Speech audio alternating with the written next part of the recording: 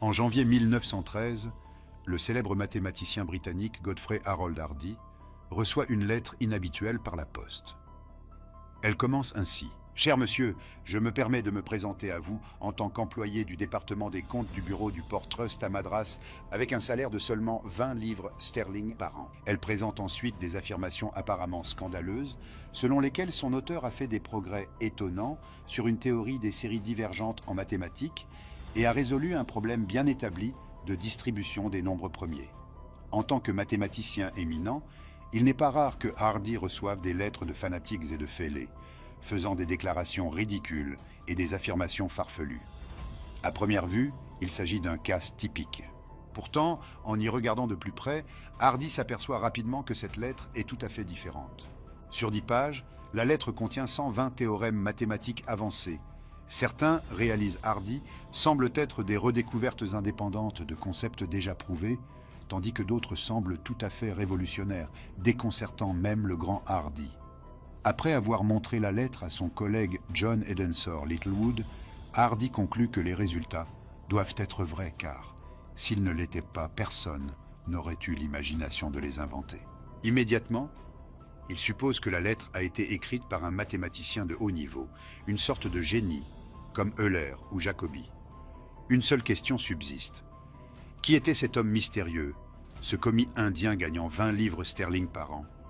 Comment se fait-il que cet inconnu ait pu atteindre et même dépasser les plus grands mathématiciens du monde? Le 22 décembre 1887, un enfant est né à Madras, en Inde, l'un des nombreux enfants d'un pays qui comptait à l'époque près de 300 millions d'habitants. Il reçoit le nom de Ramanujan, qui signifie « le frère de Rama », divinité hindoue. Mais il ne s'agit pas d'un enfant comme les autres. Avant même d'atteindre la puberté, Srinivasa Ramanujan était devenu un prodige des mathématiques presque totalement par accident. À l'âge de 11 ans, il avait épuisé et dépassé les connaissances de 2 collégiens qui se trouvaient être en pension dans sa famille. À 13 ans, il maîtrise la trigonométrie avancée sans professeur, seul, à partir d'un livre qu'on lui a prêté, et commence à créer ses propres théorèmes. À 16 ans, il tombe par hasard sur un exemplaire de l'ouvrage fondamental de George Shoebridge-Carr, A Synopsis of Elementary Results in Pure and Applied Mathematics, et commence à travailler sur les 5000 théorèmes qu'il contient. L'année suivante, Ramanujan a développé et étudié de manière indépendante les nombres de Bernoulli et a calculé la constante d'Euler-Mascheroni avec 15 décimales, achevant ainsi, en tant qu'adolescent et sans mentor, ce que les plus grands esprits mathématiques du monde avaient laborieusement accompli pendant des siècles. Ses pairs et camarades de classe ont déclaré qu'ils le comprenaient rarement et qu'ils se contentaient de lui vouer une admiration respectueuse. Le directeur de son école, en lui remettant un prix de mathématiques, a déclaré que Ramanujan méritait une note supérieure à la note maximale. En reconnaissance de ses capacités évidentes, Ramanujan a reçu une bourse à la fin de ses études secondaires pour étudier au prestigieux Government Arts College à Kumbakonam. Mais, une fois sur place, il ne pouvait se concentrer que sur les mathématiques, échouant à la plupart de ses autres cours et voyant sa bourse révoquée. Il a quitté l'école, puis y est retourné, puis l'a quitté à nouveau, avant d'accepter un emploi d'employé de bureau subalterne au sein du gouvernement. Pendant tout ce temps, il a poursuivi des recherches mathématiques indépendantes dès qu'il en a eu l'occasion, vivant souvent dans la pauvreté et au bord de la famine, soutenu uniquement par son intelligence intrinsèque.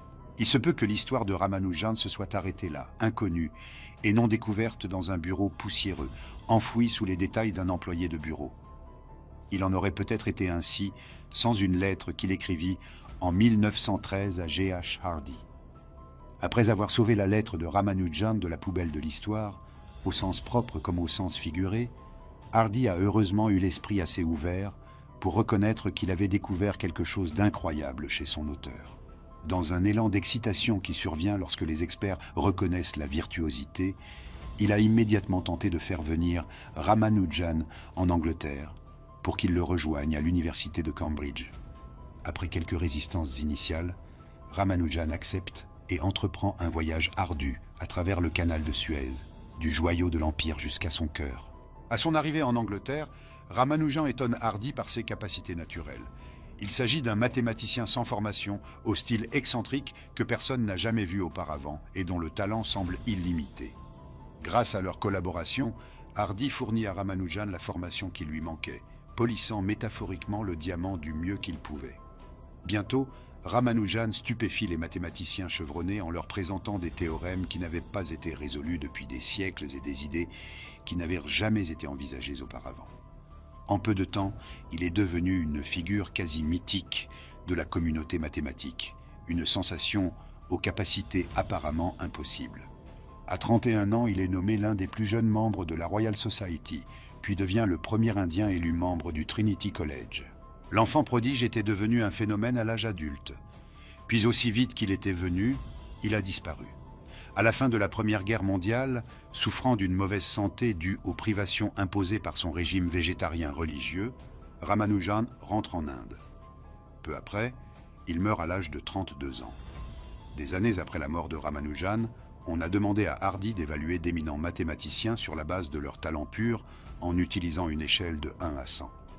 Il se donne un 25, son collègue et ami Littlewood un 30. Il donne un 80 au légendaire mathématicien allemand David Hilbert, l'un des esprits les plus influents du XIXe siècle. À Ramanujan, il a attribué la note de 100.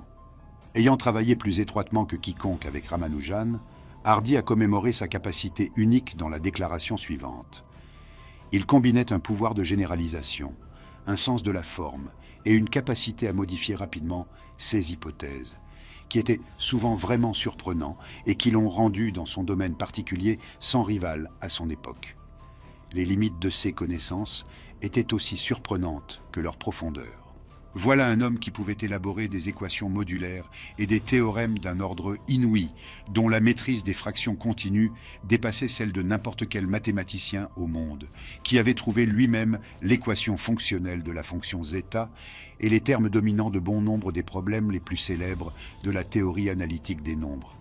Et pourtant, il n'avait jamais entendu parler d'une fonction doublement périodique ou du théorème de Cauchy, et n'avait en fait que l'idée la plus vague de ce qu'était une fonction d'une variable complexe.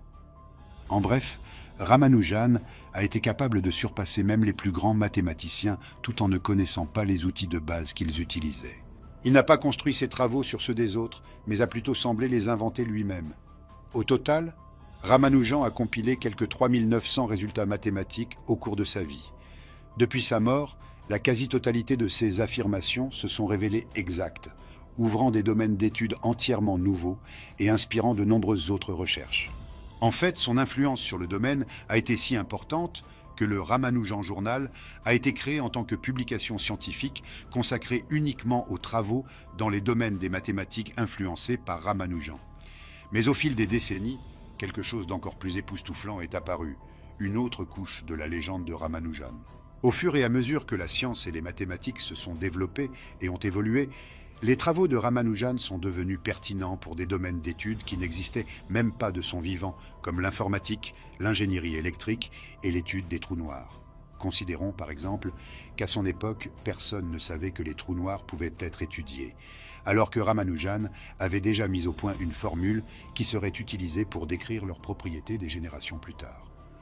Comme l'a récemment décrit le mathématicien Ken Ono de l'université Emory d'Atlanta, en Géorgie, les formules de Ramanujan ont permis d'entrevoir des théories que Ramanujan n'aurait probablement pas pu formuler lui-même, des théories dont personne n'avait besoin, jusqu'à ce qu'on en ait besoin. Comment cela est-il possible? Comment Ramanujan a-t-il pu connaître des choses qui n'existaient pas? Comment a-t-il pu fournir des informations qui dépassent de loin ceux que l'on comprenait à son époque? Ono a déclaré à ce sujet « Il est inconcevable qu'il ait eu cette intuition, mais il a dû l'avoir », tandis que son collègue mathématicien Freeman Dyson de l'Institute for Advanced Study de Princeton a déclaré que Ramanujan avait des sortes de tours de magie que nous ne comprenons pas. Peut-être Dyson avait-il raison. Peut-être y avait-il un facteur que nous ne comprenons pas à l'œuvre, pas de la magie, mais quelque chose d'autre. Ramanujan était connu pour être un hindou profondément religieux. Il a souvent attribué ses capacités mathématiques à la déesse de sa famille, Namagiri, affirmant que « une équation n'a de sens pour moi que si elle représente une pensée de Dieu ». Il a raconté qu'il rêvait de gouttes de sang, qui symbolisèrent cette déesse, et qu'après ses rêves, il recevait des visions de formules mathématiques complexes sur des parchemins qui se déployaient devant ses yeux. Cela peut sembler difficile à croire, ou peut-être comme si Ramanujan avait cédé à son excentricité, mais curieusement, ce n'est pas une histoire unique parmi les penseurs de haut niveau. Le créateur du tableau périodique, le chimiste russe Dmitri Medvedev, a déclaré qu'il avait rêvé que tous les éléments, y compris ceux qui n'avaient pas encore été découverts, se mettaient en place devant lui. Albert Einstein était célèbre pour ses expériences de pensée, au cours desquelles il s'asseyait dans une solitude tranquille et imaginait les résultats de concepts théoriques. C'est au cours de l'une de ces expériences de pensée qu'il a trouvé la célèbre équation E = sin mc². Même le cofondateur d'Apple, Steve Jobs, aurait trouvé l'inspiration pour l'iPhone dans un rêve éveillé. Il existe de nombreuses histoires de ce type parmi les penseurs les plus légendaires de l'humanité, des histoires d'inspiration aléatoires, semblant sortir de nulle part. Mais il existe une explication qui va au-delà de la magie ou de la sérendipité. L'explication réside dans ce que l'on appelle les archives akashiques, tirées du mot sanskrit akash, qui désigne l'essence de toutes les choses du monde matériel, ce que Platon et Aristote appelaient la quintessence. Les archives akashiques sont une base de données universelle de toutes les connaissances et expériences humaines. Cette base de données serait située sur un plan d'existence supérieur et accessible à tous et à tout moment. Les partisans de ce concept soulignent que même la tradition chrétienne semble faire allusion à l'existence de cette base de données. Dans Apocalypse 20:12, l'apôtre Jean écrit « Je vis les morts, petits et grands, se tenir devant Dieu. Les livres furent ouverts, et un autre livre fut ouvert qui est le livre de vie, et les morts furent jugés selon leurs œuvres, d'après ce qui était écrit dans les livres. » Ce « livre de vie » n'est-il qu'un autre nom pour les archives akashiques? Peut-être que lorsque Ramanujan a eu des visions de formules mathématiques complexes, que Medvedev a rêvé du tableau périodique, qu'Einstein a mené des expériences de pensée, ou que Steve Jobs a vu l'iPhone dans un rêve éveillé, ce qu'il faisait en réalité, c'était accéder aux archives akashiques. Le plus fervent défenseur de l'existence des archives akashiques n'est sans doute autre que Nikola Tesla. Dans son livre Man's Greatest Achievement, la plus grande réalisation de l'homme, publié en 1907, Tesla a déclaré que « toute matière perceptible provient d'une substance primaire, ou ténuité au-delà de toute conception, remplissant tout l'espace, l'akasha, ou éther luminifère, sur lequel agit le prana ou force créatrice vivifiante, appelant à l'existence, dans des cycles sans fin, toutes les choses et tous les phénomènes. » Une autre citation bien connue de Nikola Tesla est la suivante. « Mon cerveau n'est qu'un récepteur. Dans l'univers, il y a un noyau à partir duquel nous obtenons la connaissance, la force et l'inspiration. Je n'ai pas pénétré les secrets de ce noyau, mais je sais qu'il existe. » Cela expliquerait-il pourquoi ces personnes étaient si en avance sur leurs contemporains? Auraient-ils pu accéder aux archives akashiques où sont stockées toutes les connaissances et expériences humaines? Cela pourrait également expliquer les enfants prodiges comme Mozart, qui n'auraient pas dû être capables d'atteindre un tel niveau de compétence à un si jeune âge, ou pourquoi des inventions historiques comme le téléphone, l'avion et la théorie de l'évolution ont été développées non seulement par Alexander Graham Bell, les frères Wright et Charles Darwin, mais aussi indépendamment par d'autres personnes, presque exactement à la même époque. Il s'agit peut-être d'individus qui ont accédé indépendamment aux connaissances contenues dans les archives akashiques. Pour Ramanujan, cela soulève une question importante. Il semble que chaque année, ces travaux apportent de nouvelles révélations, de nouvelles applications pertinentes, que ce soit dans le domaine des trous noirs ou dans d'autres domaines. On a déjà émis l'hypothèse qu'à l'avenir, les travaux de Ramanujan pourraient avoir une importance cruciale pour des concepts de niveau supérieur tels que le voyage dans le temps, l'antigravité et l'énergie illimitée. La question qui se pose est la suivante. Si Ramanujan a effectivement accédé aux archives akashiques, cette base de données universelle de toutes les connaissances humaines, qu'a-t-il appris? Quels enseignements a-t-il pu nous laisser que nous n'avons pas encore découverts? Merci d'avoir regardé cette vidéo. Si vous avez apprécié cette vidéo, cliquez sur le bouton j'aime. Si vous êtes nouveau, abonnez-vous et cliquez sur le bouton de notification pour ne pas manquer les vidéos étonnantes à venir.